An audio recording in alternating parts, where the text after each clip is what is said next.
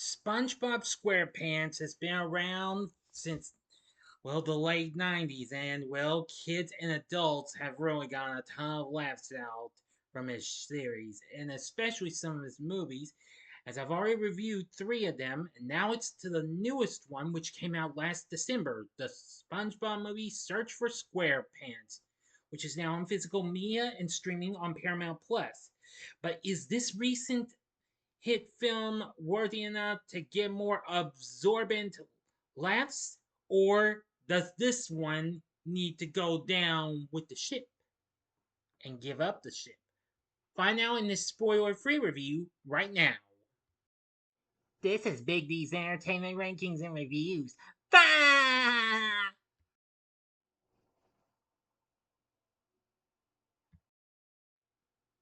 So, greetings, my fellow YouTubers, and welcome again to Big D's Entertainment Rankings and Reviews. I'm the Big D, and this time around, I bring to you a spoiler free review of the 2025 animated adventure comedy flick, The SpongeBob Movie Search for SquarePants, released by Paramount and Nickelodeon Movies, the fourth film to be based on the SpongeBob SquarePants TV series created by the late great Stephen Hillenburg. Directed by series veteran Derek Drymon, with screenplay by Pam Brady and Matt Lieberman. From a story Brady co-wrote with Kaz and Mark Cesarelli.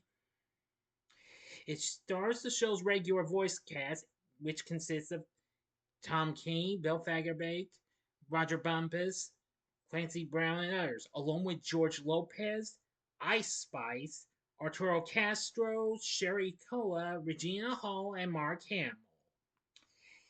In the film, it follows SpongeBob on a quest to prove his bravery by adventuring with the ghost pirate the Flying Dutchman through the underworld. This is the sixth actual overall film for SpongeBob if you count the Plankton and Sandy Cheeks movies, which came to Netflix. But it's the fourth theatrical film to be based on the series. Now, this film was released last December, on December 19th, 2025, just before last year was over with. And while it didn't quite match up to Sponge Out of Water, though, it still did fine and what have you.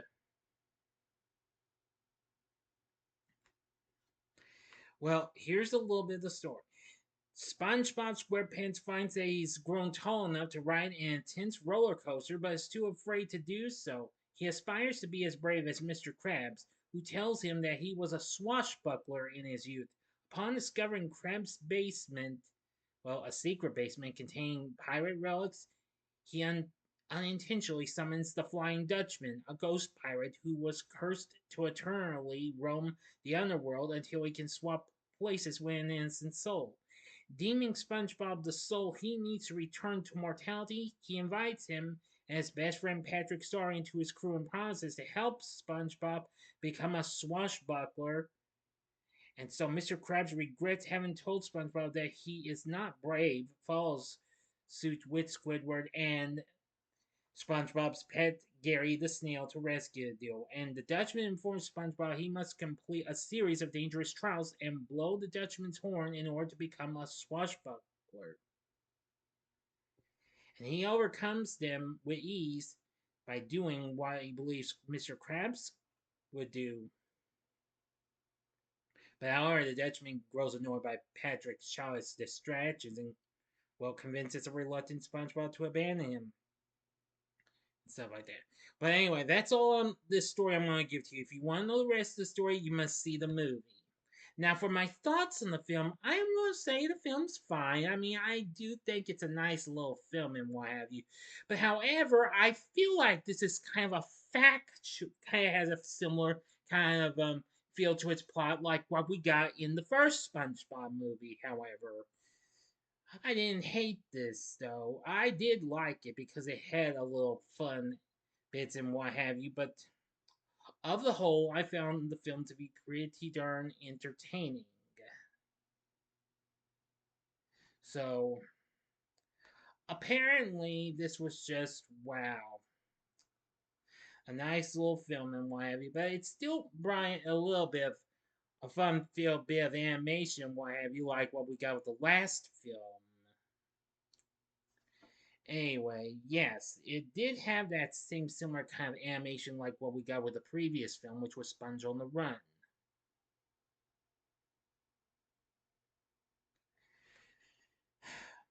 But the film, though it didn't make as much as Sponge Out of Water, it still, however, did reasonable, going on to make 168 million worldwide on its $64 million budget.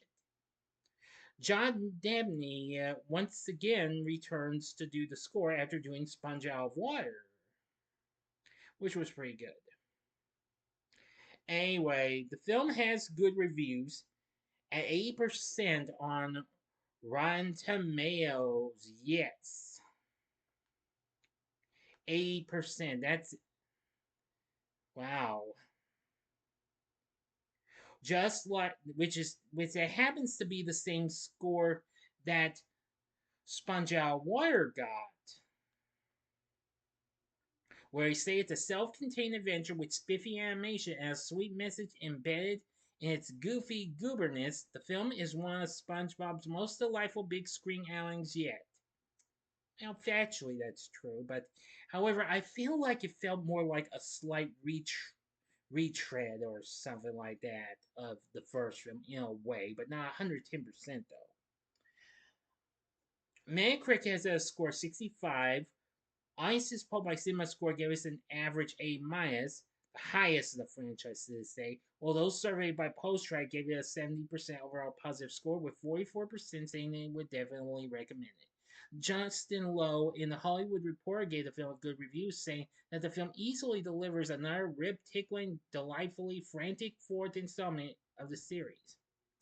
Definitely, it does provide some funny bits and what have you. In a very good review, Matt Zoller Sites of RogerEbert.com gave us a very good review, saying that there is no such thing as too many butt jokes, and that the movie averages one butt joke every 5 minutes. Yeah, that's was just kind of oddly enough to have more of that than what I expected. Which that's an okay thing, but maybe not as much. But anyway, I won't get into too much of every other review and what have you. I know some critics really diss the film, but nevertheless, it still got some decent response and what have you. For the voice acting cast, for most of the cast returning from the series, we have Tom Kenny as SpongeBob and Gary's vocal effects. Clancy Brown also appears as Mr. Krabs. Well, aside from that, he also appears in live action form as a pirate narrator in the film's prologue. Rodger Bumpass as Squidward once again. Yeah, he's still doing Squidward. And Bill Fagerbakke as Patrick. Yeah. We also have little bits of hearing the voices of Carolyn Lawrence as Sandy and Mr. Lawrence as Plankton. Now, for the other cast members, we have Regina Hall as the Flying Dutchman's assistant, Barb. Not too bad. Geroge Lopez as J.K. Fishlips, a fish executive at Paramount. Yeah, that was really something. Sherry Cola as a studio spokesperson and a Krusty Krab patron. Yeah. Arturo Castro voices a Santa Monica ride operator. That's really something. Yeah, we get into the real world again. Isis Gaston, alias Ice Spice, plays a ticket taker fish. But Mark Hamill was what really surprised me as the Flying Dutchman, considering it was in place of the late great Brian Doyle Murray, who of course voiced him in the actual series. But anyway, he really surprised me on that. I mean, you know that's not the first time he had voiced a bad guy. You know he voiced the Joker in Batman the Animated Series, and I know some of you big guys out there would remember him from voicing Chucky in the Child's Play remake. But I know he also appears villains in both the original and the later TV series of The Flash as well. So overall, that makes the film pretty fun and what have you. While it kind of falls a little short of my expectations, but I'd say this film's still perfectly fine and what have you.